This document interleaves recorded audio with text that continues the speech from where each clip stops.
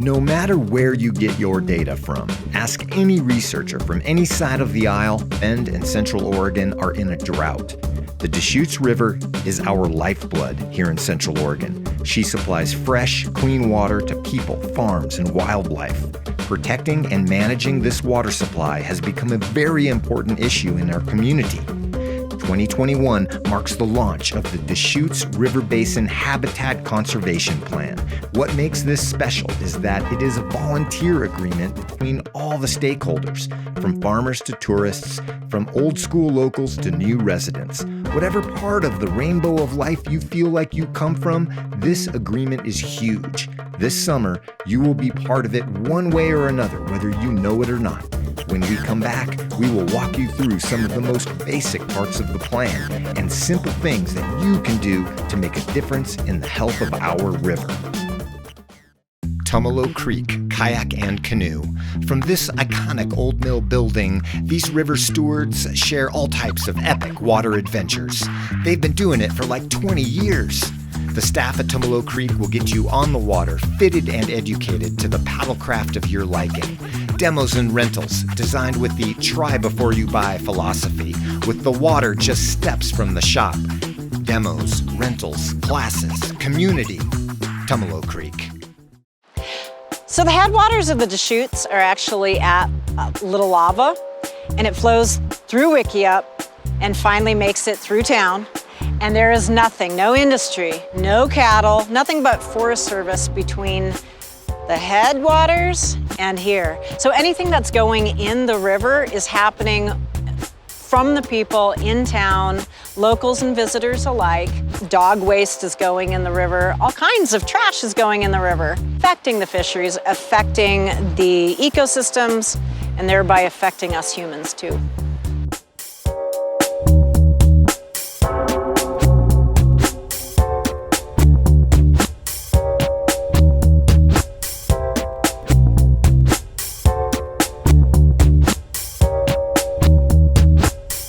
Hey, my name's Ryan Richard. I am the wave shaper here at the Bend Whitewater Park.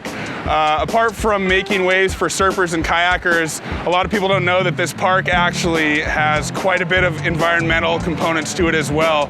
I use the gates regularly to change the water flow through the channels as well as the water flow above the park. And this has been a growing trend with the Deschutes River. A lot of people are focusing on trying to get it healthier. Historically, it's been used as essentially a glorified irrigation ditch, and meaning really low levels in the winter and really high levels in the summer, which is not good for riparian habitat. So thankfully, the Federal Fish and Wildlife is working on something called the Deschutes Habitat Conservation Plan, and that's hopefully going to normalize the flows of the river throughout the year so we don't get such high peaks and low valleys. And it's also going to help the surf wave work very well all year round.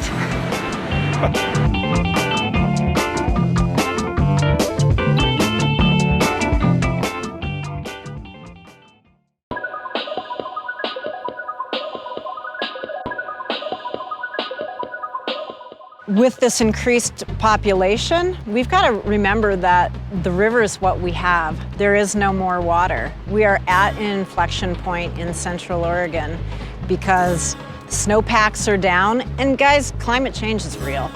We just have to understand that, and conservation is now.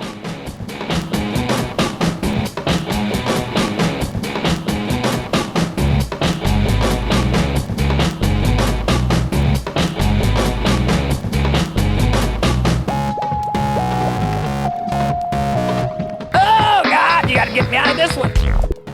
Historically, the Central Oregon Irrigation District has been pulling water from this river for decades, and it's kind of a tricky situation because they don't want to lose their rights to their water for their agriculture, but we also don't want to see so much get pulled out of the river. So they are working very hard for this Deschutes Habitat Conservation Plan and conserve this water so that we have a healthier river overall. So you may be wondering, what are a couple specific things that you can do One of the main contributors to contaminants in the river is dog waste, poop and pee. A lot of people think it's not a big deal, but it's actually quite detrimental to the aquatic wildlife. Another thing is staying out of riparian areas. A lot of people don't know what those are, but those are all the banks that you see along the river, and they take up a very small area, but they harbor like over 95% of the wildlife in the river. They're extremely fragile. They're extremely sensitive to human interaction, so people trampling down to get to the water, making their own docks, making their own launches for their boats, all bad things.